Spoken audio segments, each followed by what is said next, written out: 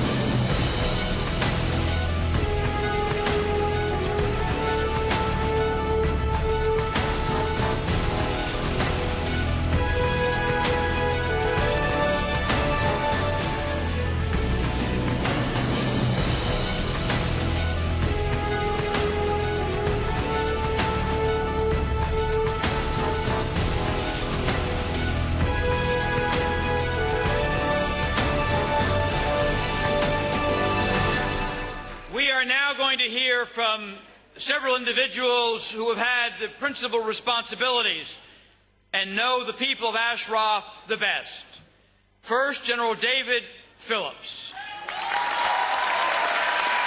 General Phillips was responsible for security of the members of Camp Ashraf for 4 years. He was their protector, and he has been their advocate. General. Thank you. Thank you. Thank you. Thank you. Madam Rajabi, distinguished guests, friends, and most importantly, the protected persons at Camp Liberty and those remaining at Camp Ashraf. It's an honor for Dawn, Sarah, and I to be here with you tonight.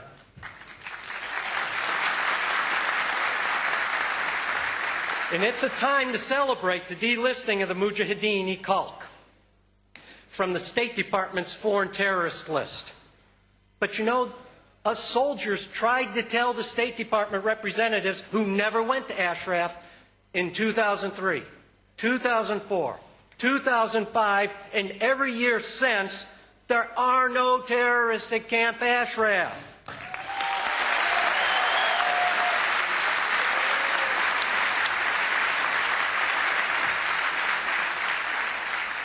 It took them a long time to figure that out and some court action on top of it. In fact, who is at Camp Ashraf and Camp Liberty? The best hope for democratic regime change in Iran. That's who's there.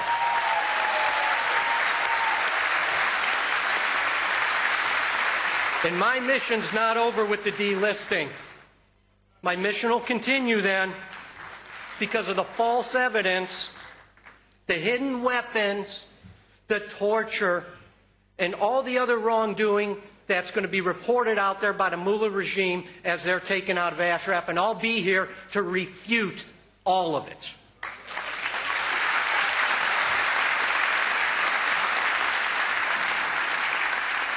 I read something on the internet the other day. The French government acknowledged the resistance in Syria. Awesome.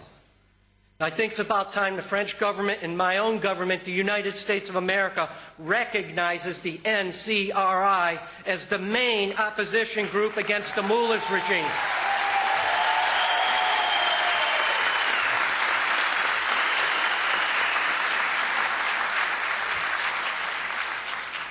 You know, there was no reason to relocate the residents out of Camp Ashraf while they're processed for refugee status. But Martin Kobler, I contacted him by email, called him by phone, and sent him correspondence, never responded. He gave the mullah regime legitimacy in pulling out and closing Camp Ashraf to allow the Iraqis to pilfer, vandalize, and loot that place.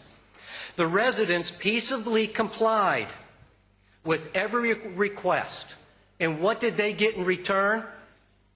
Yet Martin Kobler watches knowingly without so much as speaking up as the agreements he helped make to do the relocation are disregarded by the Iraqis. And the residents are systematically stripped of their property, but never their dignity. Mr. Kobler, I hope you're watching, because you've shown your colors to this soldier and everyone else that's seen what you're doing there. You have been no help to anyone other than the mullah's regime. My wife and daughter, right here, they could take your place tomorrow and they would actually do the job. And they would see to it that the residents are allowed to sell their property and would be treated justly. They would not turn a blind eye, like you, to the thievery and atrocities being inflicted under your name. Maybe you're just afraid. Well, I can assure you, my wife and daughter are not afraid, nor are the over 3,000 residents at Camp Liberty and Camp Ashraf. They are not afraid. The mullah's regime, even with your help, Mr. Kobler, will never break the spirit of the resistance. And it's obvious the mullahs believe Camp Ashraf will be no more. Oh, how wrong they are. I know the residents of Camp Ashraf and Camp Liberty. I have had boots on the ground there, and it took me years to understand. Camp Ashraf is not a place. It's a belief and a spirit within all freedom-loving people.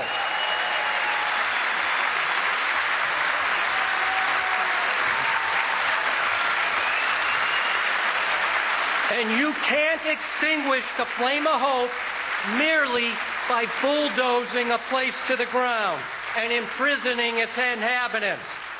Camp Ashraf will live on regardless of the destruction, humiliation, and terror opposed on the residents.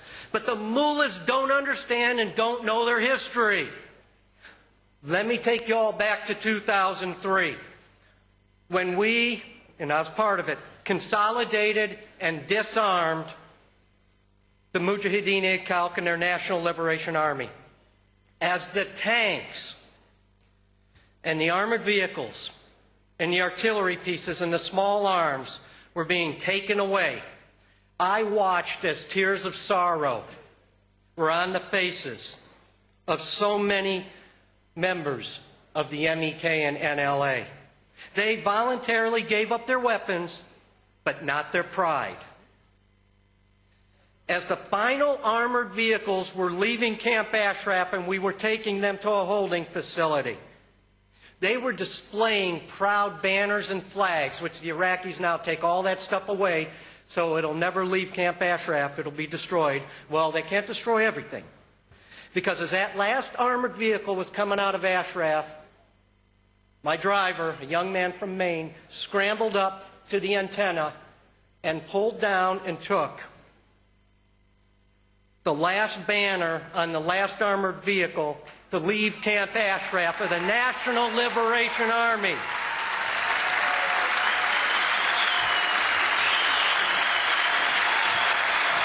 And that flag does not belong with me.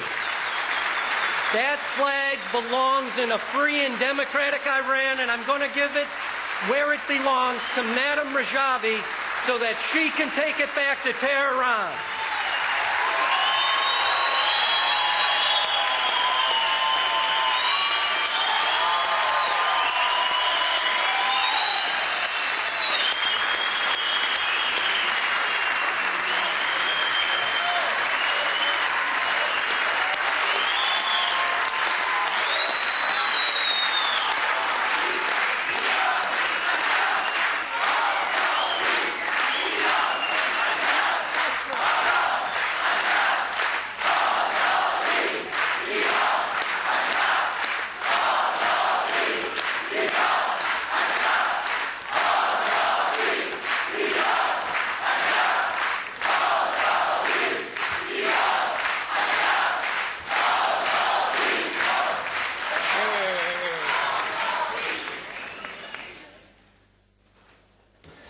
I have Colonel Wesley Martin's credentials in front of me. What I don't know about him is how he ever sleeps. Because all during the fight for the repeal of the FTO, all through the night, all through the day, phone calls, letters, emails, he was our tireless advocate. He is Colonel Wesley Martin, Commander, Forward Operating Base, Ashraf.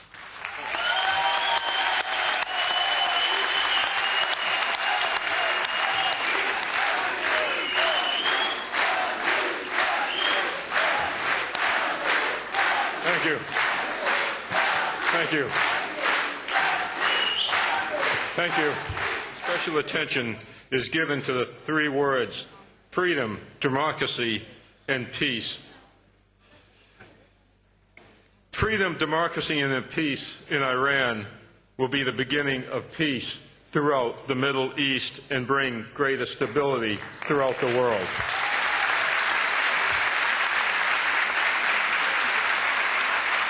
Please allow me to present you a vase produced by Native Americans in New Mexico, a state where multiple races of multiple religions. It is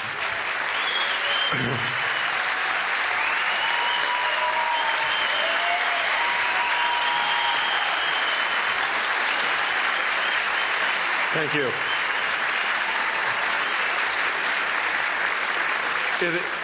As I mentioned, it was produced by Native Americans in New Mexico, a state of multiple races, multiple religions that came together as citizens of one nation dedicated to freedom, democracy, and peace.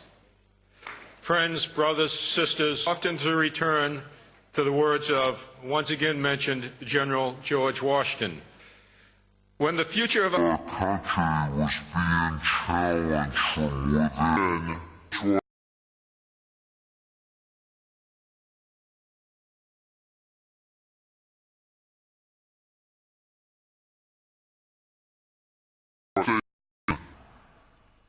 of the man who wishes under any specious pretense to overturn the liberties of our country. What has been allowed to happen to the residents of Ashraf and Liberty violates sacred honor, the rights of humanity, the regard of the military, the national character not only of America but of the entire world. As evidenced by the presence of my fellow Americans on this stage, by the involvement of American political and military leaders back home, and support of the citizens throughout America, these violations of honor and humanity do not reflect the national character of the United States of America. Mayor Giuliani is correct. Promises should be maintained by the Iraqi government and the United States. The residents of Ashraf signed a ceasefire agreement with the United States. They surrendered their weapons to the United States, and they accepted protected person status from the United States. We, too, as a nation, must honor our promises. Until we go back and fulfill those promises, we should all stand firm against the violations of honor, the disregard of humanity, and the failure to respect the liberties of the residents of Ashraf and Liberty. Just as the U.S. must honor those agreements, so must the United Nations.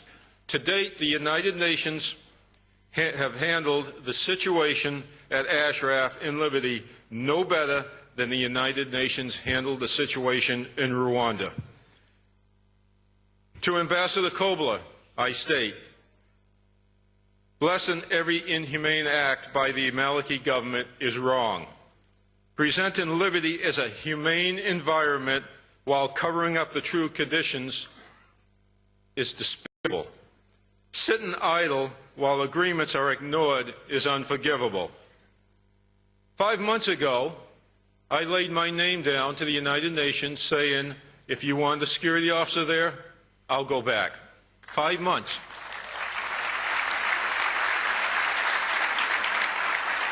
The United Nations claims to be still addressing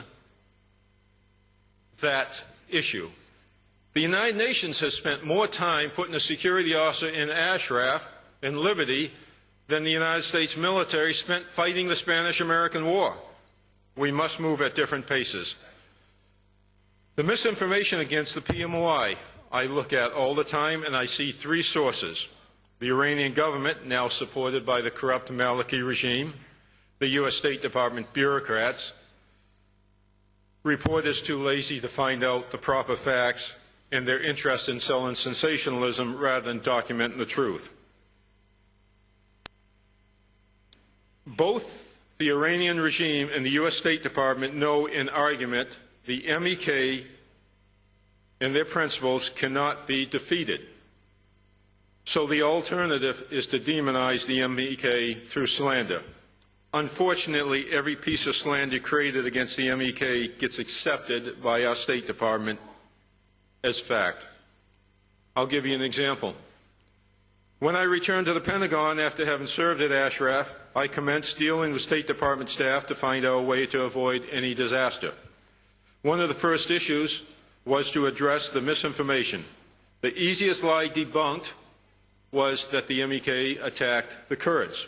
Armed with a letter from Foreign Minister Zuberi, I was able to prove it did not happen, and Foreign Minister Zuberi subsequently backed up what I said. Yet, for years, the State Department has still tried to claim this did occur, even though they have the evidence in the files. In Zuberi's backup statement, it didn't. This kind of acts, again, is despicable and must be stopped. The solution, the long-term solution for the future. Liberty must be declared a refugee camp by the United Nations.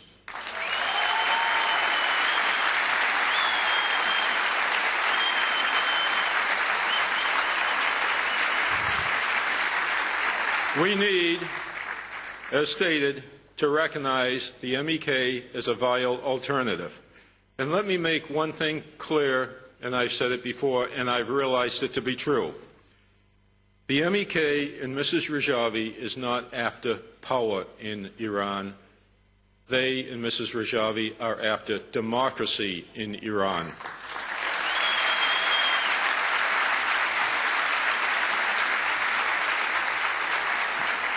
That is why the regime fears the MEK. State Department needs to stop demonizing the campaign. It's based on lies and only supports the fundamentalist government. To my brothers and sisters at Ashraf and Liberty, you are the testimonial to democracy and humanity. Despite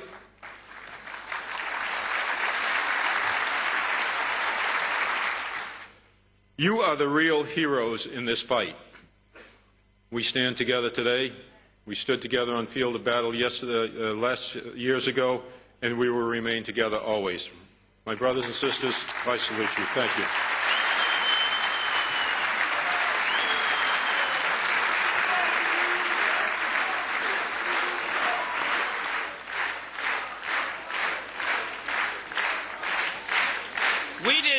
We did not succeed simply because we had the support of some of the American military with the most experience with Ashraf or the MEK. We succeeded because we had much of the American military with experience with Ashraf and the MEK. Among them was the other commander of Forward Operating Base Ashraf, Lieutenant Colonel Leo McCloskey, the second commander of Ashraf.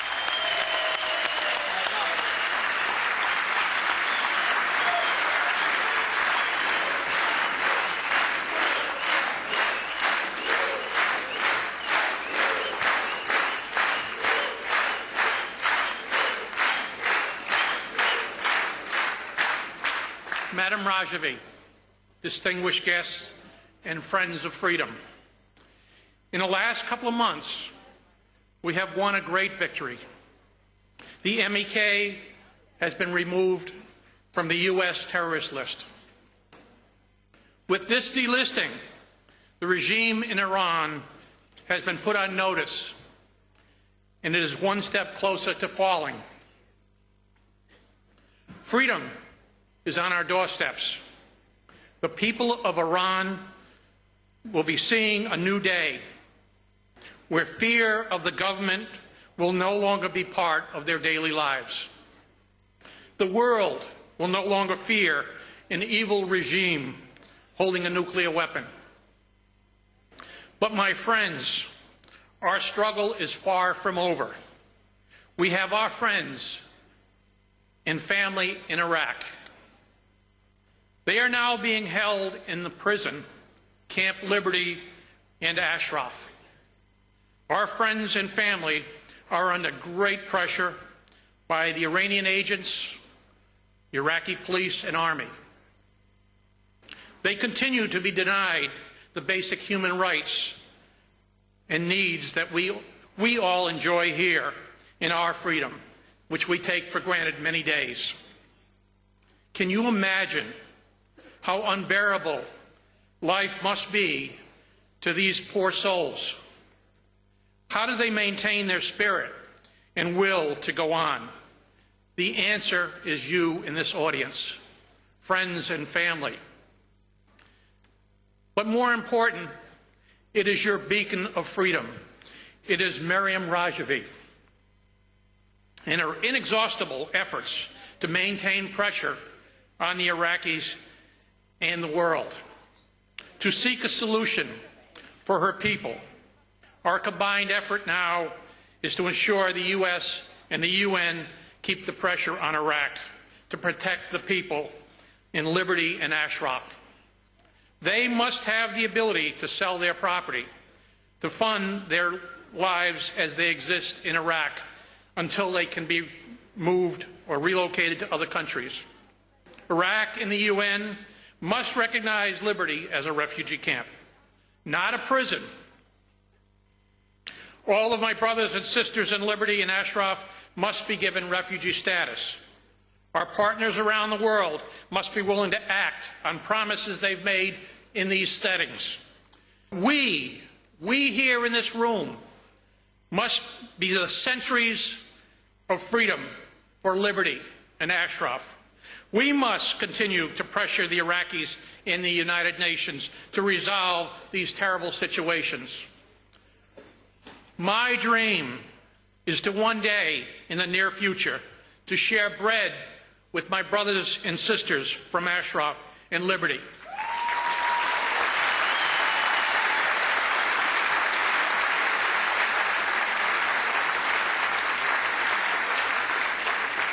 And in that place, they will be free and they will be safe from the tyranny and aggression of the people that have held them.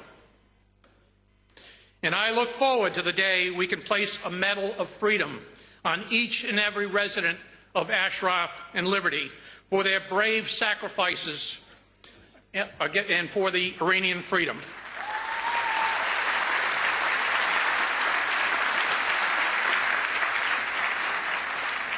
May God bless the MEK in Ashraf and Liberty.